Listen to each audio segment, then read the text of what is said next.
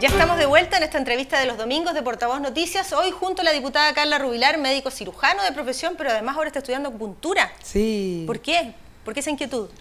Porque creo que estamos medicalizando mucho la salud y nos está faltando una mirada muchísimo más integral del ser humano. El ser humano, como muy bien dice la medicina china, no es un órgano enfermo, es una persona. Nosotros tratamos personas, no enfermedades.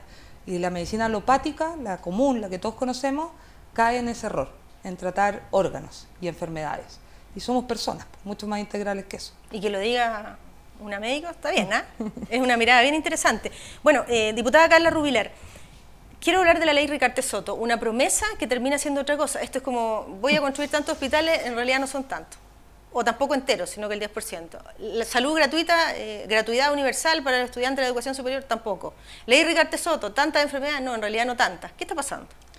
Mire, la ley Ricardo Soto es una ley que estaba muy esperada por muchos pacientes durante muchos años. Esto partió hace 10, 15 años, que tomó un realce con Ricardo en sus marchas, lo puso en el primer lugar de la preocupación. Y yo debo reconocer que mi gobierno, el gobierno del presidente Piñera, si bien creó un fondo, una glosa mucho más llena de recursos que lo que había antes para estas enfermedades, no hizo el proyecto probablemente tal y no lo envió. Cuando la presidenta Bachelet lo envía, yo fui la primera en salir a aplaudir. Estuve en La Moneda, salí a felicitarla, y finalmente nos encontramos con una ley que en el discurso de la presidenta terminó siendo algo completamente diferente. La presidenta habló de 200.000 millones en régimen, terminamos en 100.000. La presidenta habló de más de 15.000 pacientes, vamos a cubrir con suerte la mitad. La presidenta habló de que si había que ponerle más recursos para cubrir todas las enfermedades que correspondía, se iba a poner más recursos. Esto está grabado. ¿Ah? Está el audio, está el video, está todo. O sea, su sonrisa inicial se desdibujó. Completamente. Y yo se lo advertí durante la tramitación, les dije, por favor, no cometan el error de matar esta ley, porque hay muchos pacientes que murieron esperando.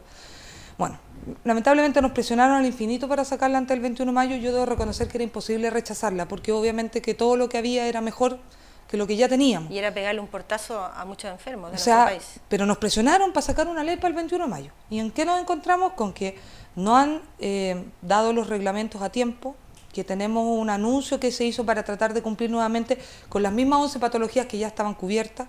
Dentro de las patologías cubiertas, esclerosis múltiple, le habían sacado los medicamentos en junio y se los volvieron a meter dentro de la ley Ricardo Soto como gran cosa.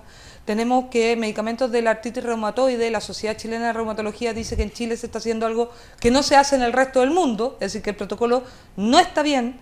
Tenemos que nos dicen que es un gran triunfo el medicamento del cáncer de mama, cuando en realidad las mujeres agrupadas salieron a marchar con sus sostenes en alto hace muchos años y lograron ese medicamento hace muchos años. Entonces finalmente termina siendo una suerte como de fraude, porque las completadas, las bingos, las rifas, todas esas cosas que nos prometieron que no iban a seguir, siguen a la orden del día y los pacientes lo tienen súper claro. O la gente se sigue endeudando para poder tratar a su familiar enfermo, en definitiva. Claro. Y el que no puede pagar, se muere. Se muere. Y es tan así, yo voy a poner un caso muy dramático, el de Ignacio Rau. Usted se acordará de Valentina, ¿no es cierto?, la pequeñita con fibrosis quística y le pidió eutanasia a la presidenta. Bueno, ella tenía fibrosis quística y terminó falleciendo. Ignacio tiene fibrosis quística también y necesita un medicamento que se llama Calideco. Cuando se lanzó la ley Ricardo Soto, se le mandó a llamar y se le dijo que el medicamento iba a ingresar en el primer decreto. Se sacaron fotos con él. ¿Cuánto cuesta ese medicamento? 15 millones mensuales. Uf. Bueno, la verdad es que se le prometió, están los mails, está todo. Incluso se pidió una donación al extranjero para cubrirlo hasta que en octubre entraba en vigencia la ley. Resumen del cuento, le dijeron ahora que no ingresa y lo están condenando a muerte, a pesar de las promesas, a pesar de los mails, a pesar de que la ministra habló en innumerables oportunidades con él, etc. Y la foto está, la foto que se sacaron con él en el lanzamiento de la ley Ricardo Soto. Tremendo.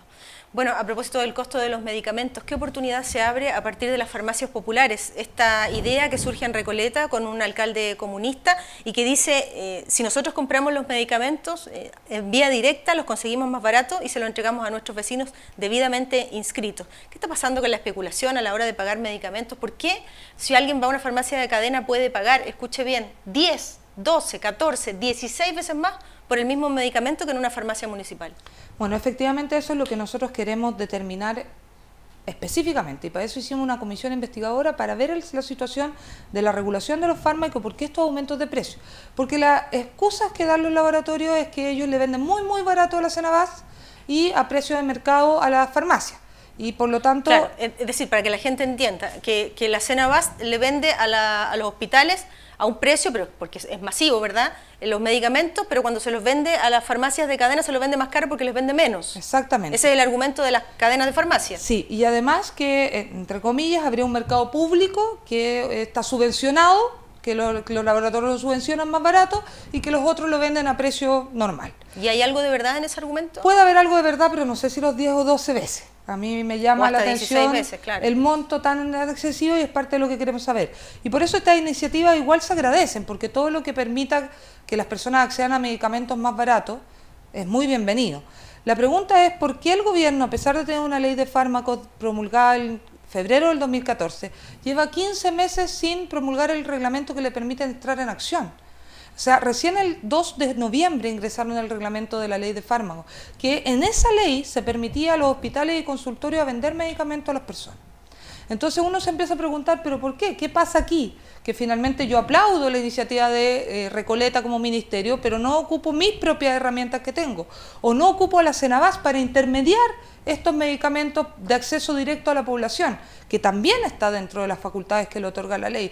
Entonces, si bien esta discusión abre un flanco súper importante, tenemos que hacer una discusión muchísimo más de fondo, porque esto va a depender de que el alcalde lo quiera hacer, de que lo pueda hacer, de que tenga las condiciones, o vamos a permitir de que esto sea una política de Estado para que todo el mundo pueda acceder en cualquier lado, en las comunas más pequeñitas, rurales de cada una de las regiones. Entonces, esa es la discusión de fondo que todavía nosotros no hemos sido capaces de dar. Diputada Carla Rubilar, nos queda un último minuto, pero antes de despedirla, le pediría un repaso. La conocemos en su afán de preocuparse por la salud pública, pero ¿haría usted una especie de mea culpa? ¿Por qué las cosas están así?